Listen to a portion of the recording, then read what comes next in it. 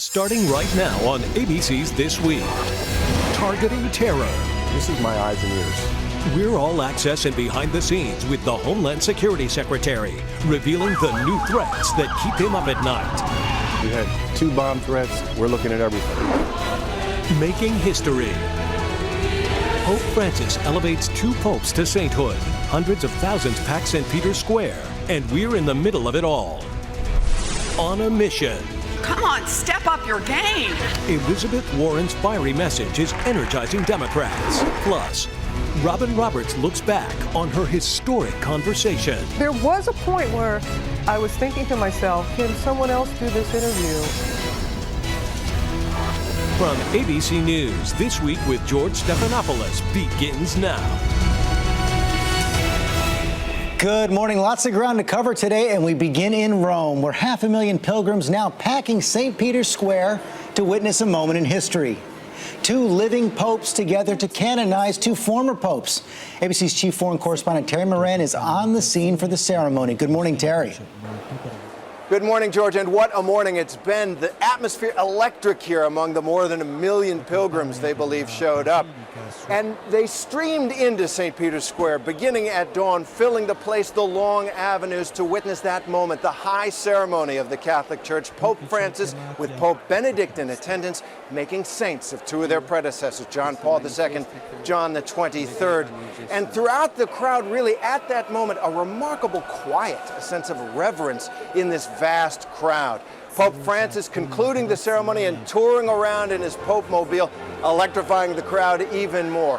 What does it mean for Catholics here? They said, now that John Paul II and John the 23rd, popes they grew up with, are saints, they feel they have 2 new friends in heaven. 2 popes, 2 saints. In 2,000 years, the Catholic Church has never seen anything like it. Saints are important to us in the Catholic imagination.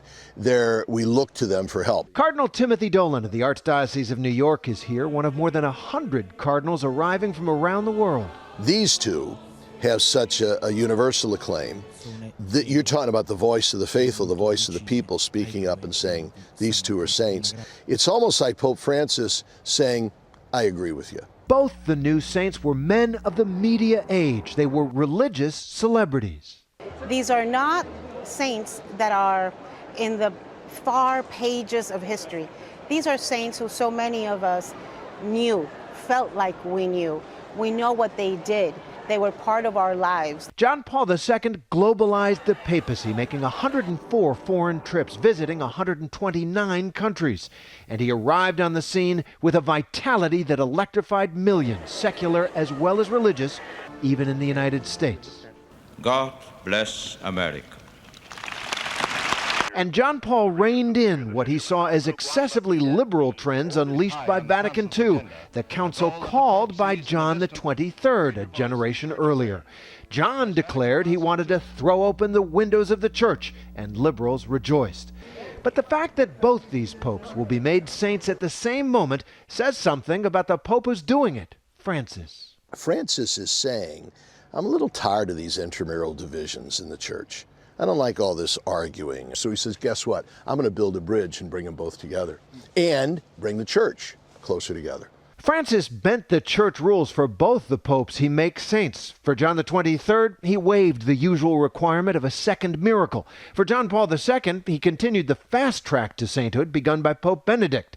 And that has stirred some controversy, especially for John Paul, whose long papacy was shadowed by the church sex abuse scandal. They would be the first to shake their heads and say, you mustn't have known us very well because we're not saints. Saints, first and foremost, know that they're sinners. In the end, perhaps, this is where the saints are really made, not in the grand ceremonies of the church or their own private struggles, but in the hearts and lives of the people they touched. Terry Moran, ABC News, Vatican City.